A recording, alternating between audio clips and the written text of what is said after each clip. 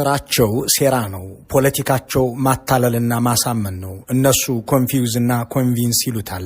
በዚህ መንፈስ ወደ አማራ ክልል የተጓዙት የብልጽግና ሹሞች የሰላም አርበኛ መስለው ታይተዋል። ከኦሮሚያ ክልል የአማራ ተወላጆችን እያፈናቀሉ ነፍጠኛን ሰባበር ነው የሚሉት ሽመልስ አብዲሳ አዲስ አበባን ከጽንፈኛው ኃይል የማጽዳት ዘመቻ ላይ ነን ብለው ከቢሮክራሲው ውስጥ የአማራ ተወላጆችን እያባረሩ ያሉት አዳነች አበቤ በለገጣፎና አካባቢ ይኖሩ የነበሩ የአማራ ተወላጆችን መርጠው ያባረሩት ጫሉት ሁሳኒ የደቡብ ክልልን እየመሩ በርካታ አማሮች ሲፈናቀሉና ሲገደሉ ድምጻቸው ተሰምቶ የማያውቀው ተስፋዬ በልጅጌ አገር ምድሩ በጦርነት ሲታመስ ሴቶች በመደዳ ሲደፈሩና እናቶች ሲያልቁ የሰላም ሚኒስትር ሆነው የሰሩት ሙፈሪያት ካሚል የአማራን ሕዝብ ችግር እንፈታለን ከሕዝብ ጋር ተወያየን ብለው በፕሮፓጋንዳ ልሳኖቻቸው አስተጋብተዋል። ቁም ነገሩ ደስታ ዴላሙ የሚፈቱት የክልል 3 ችግር፣ አብርሃም በላይ መላ የሚያበጁለት ፖለቲካ፣ ሙስጠፋ መሐመድ የሚያስቆሙት ጩኸት፣ ቢቂላ ሁሪሳ የሚያስተካክሉት ቀውስ አለ ወይ የሚለው አይደለም። እነዚህ የችግሩ ፈጣሪና አባባሾች መፍትሄ ሊሆኑ ይችላሉን የሚለውን ጥያቄ ከባድ የማያደርገው ይዘውት የሄዱትን አጀንዳ መርጠው ጠርተው ካወያዩአቸው ሰዎች የተነሳላቸውን ሐሳብና የሰጧቸውን ማብራሪያዎች በጥንቃቄ ስናስተውል ነው። ባሳለፍነው እሁድ ለግማሽ ቀን በተለያዩ የአማራ ክልል ከተሞች የተመረጡ ሰዎችን የመለያ ባጅ ሰጥተው በስብሰባና በሰላም ፈላጊ መልክ ሊያወያዩ ሲሞክሩ የታዩት የአገዛዙ ሹሞች አቶ አባዱላ ገመዳን አሳትፎ በአዳማ ከተማ ተካሂዶ የነበረው የኦሮሚያ ብልጽግና ሹሞች ውሳኔ ጋር በቀጥታ የሚዛመድ ጠቅላይ ሚኒስትሩ ትናንት በፓርላማ ቀርበው ከተናገሩት ጋር በሚገባ የሚመሳሰል ዓላማው የአማራ ሕዝብ ጸቡ ከብልጽግና ጋር ሳይሆን ከትግራይ ጋር ነው የሚል ያረጃ አጀንዳቸውን ይዘው ለመቀረብ የጣሩበት ነው። ለዚህም መርጠው የጠሯቸው ክፉ ቃል አይናገሩንም ብለው በቀበሌ ካድሬዎቻቸው ለይተው ወደ አዳራሽ ያስገቧቸው ተሰብሳቢዎች የሚጠይቋቸውን ጥያቄ እየተዉ የሚሰጡትን ምላሽ ማስተዋል በቂ ነው። አትግደሉን፣ አታፈናቅሉን፣ አጣየን ብቻ 9 ጊዜ በ4 ዓመት አቃጠላችኋት፣ አዲስ አበባ ለመግባት ከለከላችሁን፣ ንብረት አፍርተን ቤተሰብ መስርተን ከምንኖርበት ከኦሮሚያ ክልል አፈናቀላችሁን ብለው ሲጠይቋቸው የብልጽግና ሹሞች ግን የአማራ ሕዝብ ችግራችሁ የወሰን ነው፣ ችግራችሁ የትርክት ነው ሲሉ ይደመጣሉ። የኢትዮጵያውያን ወንድማማችነትና የትማማችነት እሴቶች እንዲዳከሙ ከፍተኛ አስተዋጽኦ ካበረከቱ ነገሮች ውስጥ አንዱ ትርክት ነው። በዚህም ምክንያት የአማራም ሕዝብ በትርክት መዛባት ምክንያት ዋጋ እንደከፈለ ፓርቲው መንግስትም ያምናል። አሁን የተሳሳቱ ትርክቶችም አሉ። በዛ ላይም ፓርቲያችን ግልጽ አቋም ይዞ ወደ ህብረ ብሔራዊነት፣ ወደ አንድነት አስተሳሳሪ ታሪኮችን ወደ ማሰባሰብ የተሳሳቱ ነገሮች ካሉ ለማረም ደግሞ ብዙ ስራዎችን በመስራት ላይ ስለሆነ ይህንን ልናደርግ እንችላለን። ለዚህ የተዛቡ ትርክቶች አልነበሩም ወይ? ነበሩ። በትምህርት ተደግፈው ሲሄዱ የነበሩ ጉዳዮች ነበሩ። እነዚህ ሰዎች ትርክት የሚል ቃል ይዘው በየመድረኩ ሲሄዱ የሸመደዱት ቃል ስለሆነባቸው ሳይሆን የተስማሙበት አጀንዳ ስለሆነ ነው። እኛ የፈጠርነው ችግር፣ እኛ ያዋለድነው ቀውስ የለም፣ ችግራችሁ ትርክት ነው ለማለት ብለው እንደተናገሩት የሚያስረዱን ብዙ ማሳያዎች አሉ። በእርግጥም የሚሉት ችግር የትርክት ብቻ ከሆነ እንደ አቶ ሽመልስ አብዲሳ ያሉ ከፍተኛ አመራሮች ነፍጠኛን ሰባበር ነው ብሎ በአደባባይ እየፎከረ ከወዴት ሊያመጡ ይችላሉ የሚልን ጥያቄ ያጭራል። አንድ የአማራ ተወላጅ ሲገድሉ አንድ ነፍጠኛን ሰበርን ብለው የሚናገሩ በሺህ የሚቆጠሩ ሰዎችን ከኦሮሚያ ሲያፈናቅሉ ነፍጠኞችን ሰበርን ብለው በአደባባይ ከመናገር ያልተመለሱ ብልጽግናዎች ናቸው። እንግዲህ የአማራ ሕዝብ ችግሩ ትርክት ነው የሚሉት በአዲስ አበባ ውስጥ ኦሮሞ ጠልነት አለ በማለት በአማራና በኦሮሞ ሕዝብ መካከል ግጭት ለመፍጠር ይናገሩ የነበሩት የብልጽግና ሰዎች በአዲስ አበባ ቢሮክራሲ ውስጥ አማራ ስለበዛ ፈተና ፈትነን እንቀንሳለን፣ በአየር መንገድና በውጭ ጉዳይ አማራ በዝቷልና መከለስ አለበት ብለው በተግባር ያንኑ ያደረጉ የብልጽግና ሹሞች ናቸው። እንግዲህ የአማራ ሕዝብ ችግር የትርክት ነው የሚሉት አዲስ አበባ ላይ ከፍተኛ ኦሮሞ ጠል ኃይሎች ኦሮሞን የሚጠሉ ግን ኢትዮጵያ ውስጥ መኖር የሚያስቡ ኢትዮጵያን የሚያስቡ ሰዎች ኦሮምኛ ተዘመረ አሉ። አየር መንገድ ኤክስኪዩቲቭ የሚባለው ማኔጅመንት ላይ ያለው አየር መንገድ የሚመራው 74% አማራ፣ 5% ትግራይ፣ 5% ኦሮሞ፣ 16% ደግሞ የተለያዩ ብሔሮች ደቡብና ብሔሮች አሉበት። እንዲህ እያሉ ይናገሩ የነበሩና በተግባር የአማራ የቢሮክራሲ ልሂቃንን ከመንግስት ቢሮዎች እየነቀሉ ህዝቡን ከሚኖርበት አካባቢ እያፈናቀሉ እንደ ትልቅ መንፈሳዊና ማህበራዊ ተቋሙ የሚያያትን ቤተክርስቲያንን እያፈራረሱና እያጠቁ ያሉ ሰዎች ናቸው። እንግዲህ የአማራ ህዝብ ጥያቄ የትርክት ይቀየርልኝ ነው የሚሉት። በክልሉ ውስጥ ለዚህ ፖለቲካዊ ጉዞ ከሄዱት ሰዎች መካከል ራሳቸው አቶ ሽመልስ አንዱ ናቸው።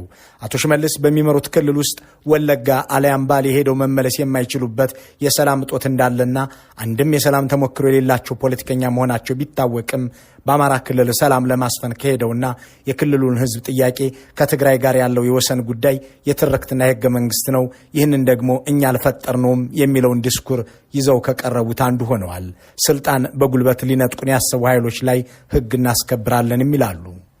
ካሁን በኋላ ኢትዮጵያ ውስጥ አንዱ የበላይ አንዱ የበታች ሆኖ ሊኖር አይችልም። ከእኩልነት ውጪ፣ ከወንድማማችነት ውጪ፣ ከመተጋገዝ ውጪ ሌላ አንድም መንገድ የለም። አንዳንዱ ቦታ ያለው በጉልበት ስልጣን መቀማት ፍላጎት አለ። መንግስት ሰላም እንደማይፈልግ፣ ፓርቲያችን ሰላም እንደማይፈልግ ተደርጎ የሚነዛው ነገር ሐሰት ነው፣ ትክክል አይደለም። ለሰላም መንግስት ዝግጁ ነው። ለሰላም መንግስት እጅግ በጣም ዝግጁ ነው። አቶ ሽመልስ አብዲሳ የአማራ ክልልን የፖለቲካ ኃይል ካለበሳቸው ካባ እኩል በሚገባ ያውቁታል። ሰባበርናቸው ሲሉ ምንም አልተባሉም።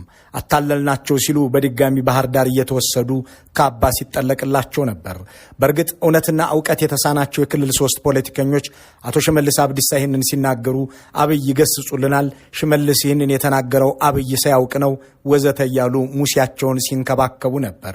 አቶ ሽመልስ አብዲሳ ግን ያለቃቸውን ፍላጎት እየፈጸሙ የእሳቸውን ትዕዛዝ እየከወኑ ቀጠሉ እንጂ በዚህ ጉዳይ ላይ ተዛምፈው ማያውቁ። ባህር ዳር ሄደን አሳምነን እናታለን መጣን ያሉትም በአደባባይ ነው። እንዲህ እያሉ ከሻሸመኔ እስከ ሸገር ከተማ ድረስ በርካቶችን መርጠውና መንጥረው ህጋዊ ድሃ አደረግናቸው እያሉ አባረዋል። አሁን ደግሞ አፈናቅለውና ነቅለው ያባረሩትን ህዝብ አዲስ አበባ አትገባም ብለው በገብረ ጉራቻና በሸኖ ኬላ ሰርተውና ወታደር አቁመው የከለከሉትን ማህበረሰብ በቀየው ሄደው ስለ ሰላም ሊመክሩት ጥረዋል። ወደ አዲስ አበባ አትገባም እያሉ እንዳይታከምም እንዳይማርም እንዳይንቀሳቀስም አድርገው የከለከሉትን ህዝብ ሊመክሩ የሄዱት አቶ ሽመልስ የእሳቸውን ኃጢአት ሲናዘዙ ይደመጣሉ ተብሎ አይጠበቅም። ሌላኛዋ በአማራ ክልል ውስጥ የሰላም ፈላጊው አገዛዝ መልእክተኛ ሆነው የሄዱት የቀድሞዋ የለገጣፎ ለገዳዲ ከንቲባና የኦሮሚያ ክልል ከፍተኛ አመራር የነበሩት የለገጣፎ ነዋሪዎችን እየመረጡ አፈናቅለው የሚያመልኩበትን የቅዱስ ዮሐንስ ቤተ ክርስቲያን እንዲፈርስ አድርገው በርካታ አማሮችን የነቀሉት ወይዘሮ ጫልቱ ሳኒ ናቸው። ባለፉት ዓመታት የአማራን ህዝብ ወይም የአማራ ተወላጆችን መከራ ካበዙ የብልጽግና ከፍተኛ ሹሞች አንዷ የሆኑት ወይዘሮ ጫልቱ ሳኒ ከጥቂት ዓመታት በፊት ሀብት ንብረት አፍርተው ከሚኖርበት ቤት ያባረሯቸው አማሮች ግን ዛሬም እንባቸው አልታበሰም፣ ቁስላቸውም አልሻረም። የአማራ ህዝብ አትግደሉኝ፣ አታፈናቅሉኝ ሲል አልሰማ ብለው ልጆቹ ጠመንጃ እንዲያነሱ ከተደረገ በኋላ ዛሬ ደግሞ አወያይና ምክክር ፈላጊ መስለው የቀረቡት እንደ ጫልቱ ሳኒ ያሉ ዋናዎቹ አፈናቃዮች ናቸው። አዲስ አበባ የጽንፈኛው መደበቂያ ሆኗል። ከተማዋን ከጽንፈኛው ኃይል እናጸዳለን፣ በመስተዳድር ውስጥ አማራ ስለበዛ ወደ 40% እንቀንሰዋለን ወዘተ ሲሉ የሰነበቱት ወይዘሮ አዳነች አቤቤም ጎንደር ሄደው የአማራ ህዝብ ችግር ህገ መንግስቱ ነው ብለዋል። የትኛው የህገ መንግስቱ አንቀጽ ነው የአማራ ተወላጆች ከአዲስ አበባ መስተዳድር ቢሮክራሲ ውስጥ በአዳነች አቤቤ እንዲመነጠሩ፣ ሰርተው ከሚኖሩበት ቤት ያለ ካሳ እንዲነሱ፣ ወደ አዲስ አበባም እንዳይገቡ የሚከለክለው የሚለውን ጥያቄ ያነሳላቸው ባይኖርም እሳቸው ግን ችግሩን እኛ አልፈጠርነውም በሚል መንፈስ እንዲህ አድርገው አብራርተውታል። የዚህ ሁሉ ድርጊትና ፕሮፓጋንዳ የተወጠነው ባሳለፍነው ሳምንት በአዳማ ከተማ በዝግ በተካሄደው የኦሮሞ ብልጽግና ከፍተኛ ካድሮች ውይይት ላይ መሆኑን መዘገባችን አይዘነጋም። ለስልጣናችን መሰረታዊ አደጋ ያለው ከትግራይ በኩል ነው። ከአማራ ክልል ጋር ችግር ለመፍታት የሚያደርጉትን ጥረት ማዘግየት ያስፈልገናል ያሉት የኦሮሞ ብልጽግናዎች ክልሉ ጥያቄዎቹ በእኛ ዘመን የተፈጠሩ ሳይሆኑ የቆዩ ናቸው በሚል የወሰንና የህገ መንግስት እንደሆኑ እናድርግ፣ በቅርቡ የፋኖ ታጣቂዎች የትግራይ ተወላጅ የመከላከያ አባላትን ከስር ለቀው መላካቸው የሁለቱ ኃይሎችን ቅንጅት ጅማሮ ምልክት ነው ወዘተ ብለው የተወያዩት የኦሮሞ ብልጽግና ካድሮች አሁንም ችግሩ ወደ ሰሜን እንጂ ወደ ማዕከል እንዳልሆነ እንስራ ብለዋል። የአማራ ክልል ርዕሰ መስተዳድር አረጋ ከበደም አለቆቻቸው እንዳይከፉባቸው የአማራ ህዝብ ጥያቄው የወሰን ነው፣ እሱም በሰሜን ካለው ከትግራይ ጋር ብቻ ነው በማለት ተናግረዋል። በማንነት ላይ የተመሰረቱ የአስተዳደር ወሰኖች የህዝብ ፍላጎትን መሰረት ያላደረጉ ነገር ግን ህብረተሰብንም በከፍተኛ ጥያቄ ውስጥ ያስገቡ የህይወት መስዋዕትነትም እንዲከፍሉ ያደረጉ ጉዳዮች አሉ። የሚል በአገር ደረጃ ስምምነት ተደርሷል። በዚህ መሰረት ይሄ የማንነት ጥያቄ እንዴት መፈታት እንዳለበት ግልጽ አቅጣጫ ተቀምጦ የማንነት ጥያቄ ያለባቸው በተለይ በአገራችን በክልላችን የሰሜኑ አካባቢ አላማጣ፣ ሰቆጣ፣ ጠለምት፣ ወልቃይት ጠገዴ እነዚህ ችግሮች እንዴት መፈታት እንዳለባቸው አቅጣጫ ተቀምጦ እየሰራ እንደ አቶ አረጋ ያሉ ሹሞችና ፖለቲከኞች ለነገው ሳይሆን ለዛሬው ኪሳቸውና ውሏቸው የሚያስቡ ነጋዴዎች የአማራ ሕዝብ ከሁሉም ጎረቤቶቹ መሬት የሚጠይቅ ተስፋፊ አድርገው እንደሳሉት የሚታወቅ ነው። የአማራን ሕዝብ ጎረቤት ለማሳጣት ከሁሉም ጋርም ለማናከስ የሰሩት ፖለቲከኞች ሕዝቡ ከቤኒሻንጉልም ከኦሮሚያም ከትግራይም ከሱዳንም መሬት አምጡ ይላል የሚል ምስል አሰጥተውታል። አቶ አረጋ ግን ደራና መተከል ብለው ቢጠቅሱ አለቆቻቸው ስለሚቆጧቸው ችግሩ ያለው ከሰሜን ጋር ነው ብለው አልፈውታል። ብልጽግናዎች በተለያዩ የአማራ ክልል ከተሞች ባደረጉት ውይይት በአብዛኛው የቀረበላቸው ጥያቄ ሰላማችንን ስለምንነጠቃችሁን፣ ማዳበሪያ ለምን ከለከላችሁን፣ ከኦሮሚያና ከሌሎች አካባቢዎች ለምን አፈናቀላችሁን፣ ሐቀኛ ድርድር አድርጋችሁ ለምን ችግራችን አይፈታም ወዘተ የሚል ነው። ለእነዚህ ጥያቄዎች ነው እንግዲህ ችግርህማ አሁንም ከትግራይ ጋር ነው፣ እነሱ የወሰዱብህ መሬት እነሱ የፈጠሩብህ ትርክትና ህገ መንግስት ነው የሚል ምላሽ ሲሰጡ የተደመጡት። ጥያቄው ወዲህ ምላሾቹ ወዲያ ሲሆኑ ይህ ነው። የአማራን ህዝብ የአስቸኳይ ጊዜ አዋጅ አውጀው በግማሽ ቀን ብቻ በአንዲት ትንሽ ከተማ 115 ሰዎችን የሚገድሉ ሰዎች፣ ከተለያዩ የኦሮሚያ አካባቢዎች ብቻ በሚሊዮን የሚቆጠሩ የአማራ ተወላጆችን ያፈናቀሉ መሪዎች የአማራ ህዝብ ጥያቄ ህገ መንግስትና ወሰን ነው ይላሉ። ይህንን ለታማኝ ካድሮቻቸው አስሸምድደው ወደ አማራ ክልል የላኩት ጠቅላይ ሚኒስትሩም ትናንት በፓርላማ ይህንኑ አንስተውታል። ከአማራ አካባቢ የተወለዱ ምሁራን፣ የሃይማኖት አባቶች፣ ባለሀብቶች፣ ወጣቶች ውይይት ለማድረግ እድል አግኝቻለሁ። በእነዚያ የውይይት ጊዜ ውስጥ ከሞላ ጎደል በሁሉም አካባቢ የጋራ በሚባል መልኩ የሚነሱ 3 ወሳኝ ጥያቄዎች ነበሩ። 1 የልማት ጥያቄ፣ 2 የህገ መንግስት ጥያቄ፣ ህገ መንግስቱ አግሎን ተነስቷል፣ ማሻሻያ ያስፈልገዋል የሚል፣ 3 የወሰን ይገባኛል ጥያቄ። አሁናዊውን የክልሉን ጥያቄ በዚያው በሰሜን ላይ ብቻ እንዲቆይና ከብልጽግናው አገዛዝ ጋር ጉዳይ የሌለው ለማስመሰል የሚደረገው ጥረት የት እንደሚያደርሳቸው ባይታወቅም የዘመኑ ገዢዎች ወደ አማራ ክልል የሄዱት ለምንድን ነው የሚለው ጥያቄ መሰረታዊ ነው። ለዚህም 2 ነገሮችን መገመት ይቻላል። አንደኛው ችግርህ ከኛ ጋር አይደለም፣ እኛ የፈጠርንብህ ችግር የለም፣ ከትግራይ ጋር ነውና እዛው ላይ አተኩር ለማለት ሲሆን፣ ሁለተኛው ደግሞ ህዝብ አወያይተን ሰላም ፈላጊ መሆናችንን አሳይተናል፣ እንደራደር ብለን ብንለምንም የሚሰማን አጣን የሚል ፕሮፓጋንዳቸውን ለመስራት ነው የሚለው ነው። በሰጥቶ መቀበል ህግ ሐቀኛ ድርድር ስለማድረግ ሳይሆን ተወያይተን ትጥቅ እናስፈታለን ብለው የሄዱት ብልጽግናዎች ግን የቀናቸው አይመስልም። የብልጽግናው መንግስት ከህወሓት ትንኮሳ ሊደረግ እንደሚችል የሚያሳይ ፕሮግራም ስሩ ብሎ እሱ ግን ትግራይን መልሶ ለመገንባት እንቅልፍ ያጣ መሆኑንም ግለጹ ብሎ ህወሓት ከፋኖና ከሻቢያ ጋር እየተመሳጠረም ነው ብላችሁ ዝግጅት አቅርቡ ብሎ ለፕሮፓጋንዳ ልሳናቱ ልኳል። የትግራይ ጊዜያዊ መንግስት ካቢኔ ደግሞ ከዚህ በኋላ ይህንን የፕሪቶሪያ ስምምነትን ክንውን የምገመግመው በአፍሪካ ህብረት በኩል ነው ብሎ ግልጽ ያለ ነገር ተናገረ። ምክትል ፕሬዚዳንቱ ጀነራል ታደሰ ወረደ የፌዴራል መንግስቱ የገባውን ቃልና የፈረመውን ውል ያክብር ብለው በፕሬዚዳንት ሳህለወርቅ ፊት ተናገሩ። ፕሬዚዳንት ሳህለወርቅ ዘውዴ ግን አድዋ ድረስ ሄደው ስለ ደቡብ አፍሪካው ስምምነት አንድም ቃል ሳይናገሩ ተመልሰዋል።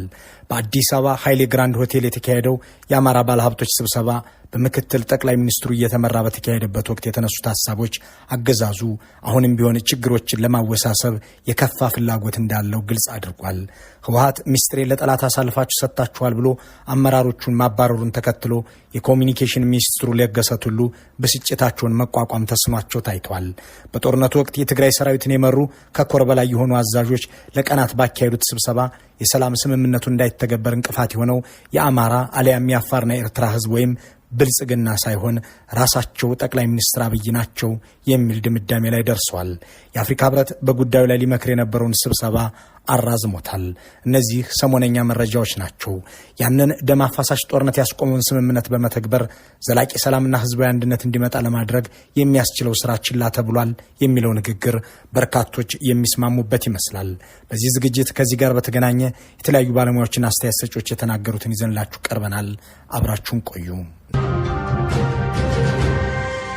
አሁን የብልጽግናው መንግስት ከዓለምም ጋር ሆነ ትግራይ ከፌዴራል መንግስቱ ጋር የሚገናኙት በደቡብ አፍሪካ ውል አማካኝነት ነው።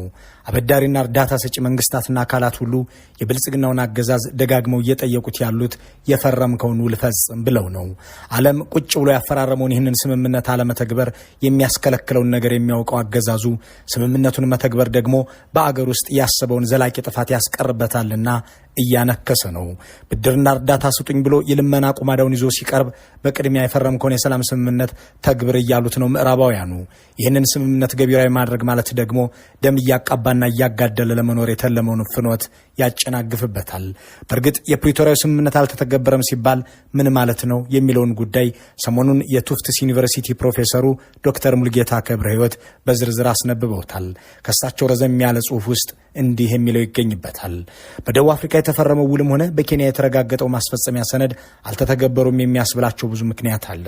በስምምነቱ ውስጥ የተቀመጡት አገልግሎቶችን የመመለስ ስራዎች በአብዛኛው ተከናውነዋል። ከኢፌዴሪ ሀገር መከላከያ ሰራዊት ውጭ ያሉ የሀገር ውስጥም ሆነ የውጭ ኃይሎች ከትግራይ ክልላዊ መስተዳድር ግዛት ውስጥ መውጣት አለባቸው የሚለው የስምምነቱ አንቀጽ ግን ገቢራዊ አልሆነም። ጠቅላላ ምዕራብ ትግራይ፣ ሰሜን ምዕራብና ደቡባዊ የትግራይ ክፍል አሁንም የፌዴራል መንግስቱ ባልሆኑ ኃይሎች ቁጥጥር ውስጥ ነው። ጠቅላይ ሚኒስትር አብይ ለዚህ ያቀረቡት መፍትሄ በአወዛጋቢዎቹ ቦታዎች ህዝበ ውሳኔ ይካሄድ ብለው ነው።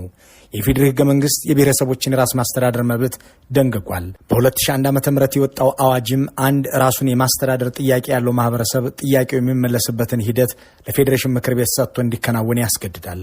በፌዴራላዊት ኢትዮጵያ ውስጥ የራስን በራስ ማስተዳደር ጥያቄ ለመጀመሪያ ጊዜ የተነሳው በስልጤ ማህበረሰብ ነው። በጉራጌ ዞን ውስጥ መካተት የለብንም ብለው ያቀረቡት ጥያቄ ህዝበ ውሳኔ እንዲካሄድ አድርጓቸዋል። በመጨረሻም በብሔራዊ ምርጫ ቦርድ አማካኝነት ህዝበ ውሳኔው ተካሂዶ በደቡብ ክልል ስር አንድ ራሱን የቻለ ዞን መሆን ችሏል። በ2001 ዓ.ም የወጣው አዋጅ በአንድ ማህበረሰብ ውስጥ የሚኖር ቡድን የማንነትና የራስን የማስተዳደር ጥያቄ ካለው በቅድሚያ ከጠቅላላ ህዝቡ 5% የሚሆነው ሰው የፈረመበት አቤቱታ መቅረብ ይኖርበታል ይላል። ከዚያ የዚያን 5% ህዝብ ጥያቄ የክልሉ ምክር ቤት ተቀብሎ ህዝበ ውሳኔ ሊሰጥበት ይገባል ብሎ ይወስናል። ህዝበ ውሳኔውን ደግሞ ምርጫ ቦርድ ያስፈጽማል። ከዚያ መራጮች 2/3 በሆነ ድምፅ ካጸደቁት ያ ማህበረሰብ ራሱን የማስተዳደር ወይም የማንነት ጥያቄው ምላሽ ያገኛል ይላል። የክልሉ ምክር ቤት ይህንን የ5% ሰዎች ጥያቄ ሳይቀበል ከቀረ ግን አቤቱታ አቅራቢዎቹ ቀጥታ ወደ ፌዴሬሽን ምክር ቤት ይሄዳሉ ሲልም ይኸው አዋጅ ይገልጻል። ይህንን ከደቡብ አፍሪካ ውል ጋር ስናዛምደው የፕሪቶሪያው ስምምነት አልፋና ኦሜጋ ሁኔታዎቹ ከጦርነት በፊት ወደ ነበሩበት መልክ ይመለሱ የሚል ነው። የማንነት ጥያቄ አለኝ የሚል የትኛውም አካል ይህንን ሂደት ተከትሎ እስከ ፌዴሬሽን ምክር ቤት ማቅረብ ይኖርበታል። አብይ አህመድ የሚናገሩት ግን ከዚህ ህጋዊ ሂደትም ሆነ ከፕሪቶሪያው ስምምነት ውጭ የሆነ አማራጭ ነው። አወዛጋቢ ቦታዎችን የፌዴራል መንግስቱ ያስተዳድራቸውና ህዝበ ውሳኔ ይካሄድ ማለት ህግም ሆነ ስምምነት አይፈቅዱም። ከሁሉም በፊት እኮ የትግራይ ክልል ምክር ቤት መመስረት ይኖርበታል። ምርጫ ተካሂዶ ህጋዊ ተቋም መመስረት አለበት። ይህ ዘለግ ካለው የዶክተር ሙልጌታ ገብረ ሕይወት ጽሑፍ ላይ የተወሰደ ነው። ጠቅላይ ሚኒስትር አብይ እኔ የምመራው ፌዴራል መንግስት አወዛጋቢ የተባሉትን አካባቢዎች ያስተዳድራቸው የሚለውን ንግግራቸውን ደጋግመው ሲናገሩት ተሰምቷል። የዚህ ሁሉ ቀውስ ፈጣሪና አርኪቴክት እሳቸው መሆናቸውን የዘነጉት የሚመስሉት ጠቅላይ ሚኒስትሩ ለሁለቱም ወገኖች እሳቸው መፍትሄ ሆነው መምጣታቸውን በአደባባይ ቢናገሩም በዝግ ባካሄዱት ስብሰባ ግን ተቃራኒውን ነው የሚገልጹት። በቅርቡ ከአማራ ክልል አስመርጠው ያመጧቸውን ሰዎች በቤተ መንግስት ባወያዩበት ወቅት አማራ እኔ የምለውን ሰምቶ ከኔ ጋር ካልታረቀ ለጥቃት ይጋለጣል፣ የትግራይ ኃይሎች ትጥቃቸውን ያልፈቱት እናንተ ሊወጉበት ነው ብለው ተናግረዋል። ሆኖም ይህኛው ንግግራቸው 1 ሰዓት ከ17ኛው ደቂቃ ላይ ሲደርስ ተቆርጦ እንዲወጣ መደረጉን የቤተ መንግስት ምንጮች ለኢትዮ ፎረም ተናግረዋል። ተቆራርጦ ለህዝብ እንዲደርስ የተደረገውና ከእኔ ጋር ካልታረቀ ለጥቃት ይጋለጣል ያሉበት ክፍል ግን ተላልፏል። በየሰፈሩ አምጡና አወያዩና ይቅርታ ብለን ካሳም ካስፈለገ ካሳ ከፍለን እንታረቅ፣ እንስማማ፣ ችግር የለብኝም፣ ደስ ይለኛል፣ ሰላም ነው የምፈልገው። እንደዚያም ካላደረገ አማራ ለጥቃት ይጋለጣል። እዚህ ሰፈሩ ስንንጎዳጎድ ችግር ያጋጥመናል። ጠቅላይ ሚኒስትር አብይ በዚህ ተቆርጦ እንዲቀርብ ባደረጉት ንግግራቸው ውስጥ ህወሓት ትጥቁን ያልፈታው አማራን ሊወጋበት ነው ብለዋል። እንዲያም ሆኖ የትግራይ ሰራዊትን የማቋቋሚያ ሰጥቶ መበተን፣ በስምምነቱ መሰረት ወደ ተለያዩ የጸጥታ ተቋማት የማስገባት ስራና መሰል ተግባራትን ማከናወን የእሳቸው መንግስት ግዴታ ቢሆንም ይህንን ሳይወጡ መቅረታቸውን አላነሱም። የትግራይን ሰራዊት ትጥቅ አስፈትታችሁ የሚቋቋምበትንም ከፍላችሁ ወደ ሙያውና ህይወቱ የመመለስ ግዴታ አለባችሁ ሲባሉ ግን ገንዘብ የለንም ፈንድ እየፈለግን ነው በማለት ለህወሓት ሰዎች ይናገራሉ። እንዲህ ያለ የክፋትና የሴራ ተልኳቸውን በስኬት እየተወጡ ያሉት ጠቅላይ ሚኒስትሩና አገዛዛቸው ከ1 ሚሊዮን በላይ ነፍስ ፈጅተውም የማጋደል ቆሌያቸው የረካ አይመስልም። ዛሬም አማራ ሆይ ከኔ ጎን ካልቆምክ ትግራይ ሊወጋህ ነው ከሚለው ያረጀ ፕሮፓጋንዳቸው ላይ ናቸው። የትግራይ ሰራዊት ትጥቅ መፍታትና መበተንን አስመልክቶ የዶክተር ሙሉጌታ ጽሑፍ እንዲህ ይላል። የፕሪቶሪያው ውል የትግራይ ሰራዊት ሊበተን እንደሚገባው በአጽንኦት ይገልጻል። ግን 2 ቅድመ ሁኔታዎችን አስቀምጧል። አንደኛው ከትግራይ መስተዳደሪያ አካባቢዎች ከፌዴራል ሰራዊቱ ውጭ ያሉ የአገር ውስጥም ሆነ የውጭ ኃይሎች መውጣት አለባቸው የሚለው ነው። ሁለተኛው ደግሞ የሚበተኑትን ወታደሮች ለማቋቋም የሚያገለግል ሀብት መሰጠት አለበት የሚል ነው። እነዚህ ሁለቱም ጉዳዮች ስላልተፈጸሙ ታጣቂዎቹ ተበትነው የሲቪል ህይወታቸውን አልጀመሩም። 50 ሺህ የሰራዊቱ አባላት እስካሁን የተበተኑት የትግራይ ክልል ራሱ በከፈላቸው የ3 ወራት ክፍያ ነው። ሌላው ቀርቶ በጦርነቱ የተጎዱ ከ30 ሺህ በላይ ወታደሮች ሕክምናና አካላዊ ድጋፍ አልተደረገላቸውም። ከ200 ሺህ በላይ የሚሆን ሰራዊትም ወደ ህዝቡም ወደ ፌዴራልና የክልል ጸጥታ ኃይሎች መቀላቀል እየተገባው አልተፈጸመም። በፕሪቶሪያው ስምምነት አንኳር ከሆኑ ጉዳዮች አንዱ ይህ የሰራዊት ብተና ጉዳይ ነበር። እስካሁን አልተፈጸመም። በቅርቡ የአውሮፓ ህብረት 15 ሚሊዮን ዩሮ፣ የአፍሪካ ህብረት ደግሞ $900,000 ለዚህ ለሰራዊቱ መበተኛ መመደባቸው ተሰምቷል። ግን ይህ ገንዘብ ለታለመለት ዓላማ ውሎ ሁሉንም የሰራዊቱን አባላት ይበትናሉ የሚለው አልታወቀም። ይህ የፕሮፌሰሩ ጽሑፍ ነው። ስምምነቱን አጣቅሰው ያቀረቡት መረጃ አከል ትንተና የትግራይ ሰራዊት ያልተበተነበትን ምክንያት የሚያትተው ክፍል የሰማችሁትን ይመስላል። የብልጽግናው መንግስት የስልጣኑ ምንጭ ጦርነትና የህዝቦች ግጭት ነው ብሎ እንደሚያምን ማሳያው እንዲህ ያሉት ንግግሮችና ድርጊቶች ናቸው። የአገዛዙ ቁንጮዎች ክፋታቸውንም ሆነ የጥፋት እቅዳቸውን ደግሞ አይደብቁም። በቅርቡ በአዲስ አበባ በተካሄደውና አቶ ተመስገን ጥሩነህ በመሩት የአማራ ባለሀብቶች ስብሰባ ላይ የክልሉ ኢንቨስትመንት ቢሮ ኃላፊ ህወሓት ከፋኖ ጋር እየሰራ ነው፣ እናንተ ባለሀብቶች ላይ ህወሓት ደግሞ በ27 ዓመቱ ያደረገባችሁን ታውቃላችሁ ሲሉ ተናግረዋል። በ27 ዓመታት ውስጥ ራሱ ህወሓት መራሹ ኢህአዴግ የፈጠራቸውንና ብልጽግና እያደህያቸው ያሉትን የአማራ ክልል ተወላጅ ነጋዴዎችን እንዲህ ማለታቸው የሚያስገርም ቢሆንም ከባለሀብቶቹ አንዱ የሰጡት ምላሽ ግን የአገዛዙን ልሂቃን ያጋለጠ ነበር። ይህ ሪፖርት ከቀረበላቸው ባለሀብቶች መካከል ከህወሓት ጋር እየሰራችሁ ያላችሁት እናንተ መሆናችሁን የምናውቀው፣ ይህንንም ፕሪቶሪያ ድረስ ሄዳችሁ ፊርማ ፈርማችኋል፣ ደግሞም ህዝብን ለማቀራረብ መስራት እንጂ እንዲህ ያለ ንግግር መናገር ምን ይጠቅማል የሚል ምላሽ ነበር የሰጡት። ይህ የብልጽግናው አገዛዝ ችግርን የስልጣኑ ምንጭ፣ ጦርነትን የመንበሩ ማስቀጠያና የህዝብን እልቂት የወንበሩ ማክረሚያ አድርጎ ለመቀጠል ያለውን ቁርጠኝነት የሚያሳይ ነው።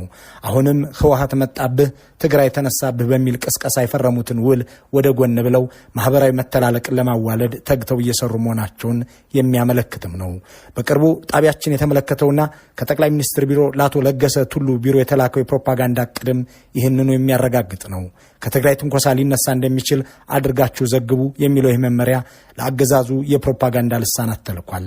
እኛ የመቀለ ውሃን እየሰራን ትግራይ ውስጥ ልማት እያለማን ቢሆንም ህወሓት ግን ሊተነኩሰን ነው ብላችሁ በሚዲያ ስሩ ተብለዋል። ይህ ደም የማፋሰስ እቅዳቸውን የሚገልጽልን ነው። ትግራይና የፌዴራሉ መንግስት የሚገናኙበት ብቸኛ መስመር ሁለቱም አካላት የፈረሙት የደቡብ አፍሪካ ውል ብቻ ነው ማለት ይቻላል። የሚገናኙትም የውሉን ክንውን ለመገምገም ነው። የሚሰሩትም በዚሁ ውል አማካኝነት በመሰረቷቸው ተቋማት አማካኝነት ነው። ከዚያ ውጪ ብልጽግና ትግራይን አያስተዳድርም። ትግራይም በፌዴራሉ ተቋም ውስጥ አንድም ተወካይ የላትም። በሚኒስትሮች ምክር ቤትም ሆነ በፓርላማና ፌዴሬሽን ምክር ቤት ውስጥ አንድም የትግራይ ተወካይ የለም። የብልጽግናው አገዛዝ በዚህ በፕሪቶሪያው ስምምነት አማካኝነት ግንኙነት የሚያደርገው ከትግራይ ጋር ብቻ ሳይሆን ከዓለም አቀፉ ማህበረሰብም ጋር ነው። ጀስቲን ትሩዶም ደወሉ፣ አንቶኒ ብሊንከን፣ የአውሮፓ ህብረትም ሄደ፣ የአፍሪካ ህብረት ጥያቄያቸው አንድና ተመሳሳይ ነው። የፕሪቶሪያውን ስምምነት እየታደረስከው የሚል የአገዋ ገበያ ክልከላ እንዲነሳለት፣ የተጣሉበት ልዩ ልዩ ዕቀባዎች እንዲወገዱለት፣ እርዳታና ብድርም እንዲለገሰው ከፈለገ ይህንን ስምምነት መተግበር ግዴታው እንደሆነም ሲነግሩት ይሰማል። በአዲስ ስታንዳርድ ላይ በጉዳዩ ላይ ጽሑፋቸውን ያሰፈሩት በሮም የአውሮፓ ህብረት ዩኒቨርሲቲ መምህር የሆኑት መሐሪ ታደለ ማሩ ስምምነቱን ከዲፕሎማሲያዊና ኢኮኖሚያዊ ጉዳዮች ጋር አገናኝተው ሲገልጹት እንዲህ ይላሉ። ይህንን ስምምነት በስኬት መተግበር ማለት መተማመን መፍጠር ነው። ቅድሚያ የሚሰጣቸውን ጉዳዮች መለየት መቻል፣ ወታደራዊና ኢኮኖሚያዊ ጥቅሞችን ማግኘት ነው። የፌዴራሉ መንግስት ይህንን ስምምነት በሙሉ አቅሙ እንዳይተገበር እንቅፋት መሆኑን፣ በአገሪቱ ውስጥ ሰላም እንዳይኖር አድርጓል። ለዚህም ከትግራይ ጦርነት ማብቃት ማግስት የተጀመረው የአማራ ክልል ውጊያና የኦሮሚያ ጦርነት እማኝ ናቸው በማለት ይጠቅሳሉ። ከዚህ ስምምነት አለመተግበር የሚጠቀም አካል አሉ የሚለው ወሳኝ ጥያቄ ነው። በጉዳዩ ላይ አስተያየታቸውን ያጋሩን ሰዎች የብልጽግናው አገዛዝ ይጠቀማል ይላሉ። ምክንያት አድርገው የሚያቀርቡት ደግሞ አገዛዙ በህዝቦች ግጭትና መጎሳቆል ስልጣን እንደሚሰነብት አረጋግጧል የሚለው ነው። ከ1 ሚሊዮን በላይ ህዝብና 80 ቢሊዮን ዶላር ሀብት አውድሞ ዶሮም የሞተበት የማይመስለው አገዛዙ በእርግጥም ይህንን ስምምነት በቅንነት ከተገበረው ቀጥሎ ለህዝቡ የሚሰጠው የቤት ስራ ያጣል። የሰሜን ኢትዮጵያን ህዝብ በዘላቂ ግጭት ውስጥ ማቆየትና ማደሄት 4 ኪሎን ያጸናል የሚለውን ድምዳሜም ደጋግሞ የተገበረው ነው። እስካሁን ወደ ጦርነት ያስገባውን ፖለቲካዊ ጉዳይ አንስቶ ለመወያየት እንኳን ሲፈቅድ አልታየም። የአፍሪካ ህብረት በጉዳዩ ላይ ውይይት ጀምሩ ቢልም ብልጽግና ይችን ጉዳይ አንስቶ ለመምከር አልደፈረም። ተጠያቂነት ይመጣ ዘንድ የውጭ ዳኝነት ይከፈት ቢባል እኔው ዳኛ ሆናለሁ ብሎ የሽግግር ፍትህ የሚባል ጨዋታ ጀምሯል። ብርሃኑ ጁላ ገዳይ፣ አብይ አህመድ አዝማች ሆነው የመሩትን ጦርነት የጌዲዮን ጢሞቴዎስ ቢሮ ከሳሽ ሆኖ የብልጽግና ፍርድ ቤቶች ዳኝነት እንዲሰጡ አድርጋለሁ ካለ ቆይቷል። የሰላም ስምምነቱ እንዳይተገበር ያደረገው የፖለቲካዊ ፍላጎት ማጣት ነው የሚሉት የሮሙ ዩኒቨርሲቲ መምህር ማህሪ ታደለ ማሩ መሪዎች ለአንድ የሰላም ስምምነት ተግባራዊነት ቁርጠኝነት ከሌላቸው ስምምነቱ አያስተማምንም በማለት የህግ ምሁሩን ክርስቲያን ቤልን ጠቅሰው ይጽፋሉ። እስካሁን በሚሊዮን የሚቆጠሩ እናቶችንና ህጻናትን እንደተፈናቀሉ እንዲቆዩ ያደረገውም ይሄው የብልጽግናው አገዛዝ ፍላጎት ማጣት ነው። የትግራይ ወታደራዊ አዛዦች ለቀናት ባደረጉት ስብሰባ ስምምነቱ እንዳይፈጸም ያደረጉት በልዩ ሁኔታ ጠቅላይ ሚኒስትሩ ናቸው ያሉትም በዚሁ ምክንያት ይመስላል። በቅርቡ በተከበረው የአድዋ በዓል ላይ ሲናገሩ የተደመጡት የትግራይ ክልል ምክትል ፕሬዚዳንት ጀነራል ታደሰ ወረደም የፌዴራሉ መንግስት የገባውን ቃል እንዲፈጽም ጥሪ ሲያቀርቡ ሲደመጡ ሲታይም አገዛዙ ብዙ ጥሪዎችን ለመስማት አለመፍቀዱን ይጠቁማል።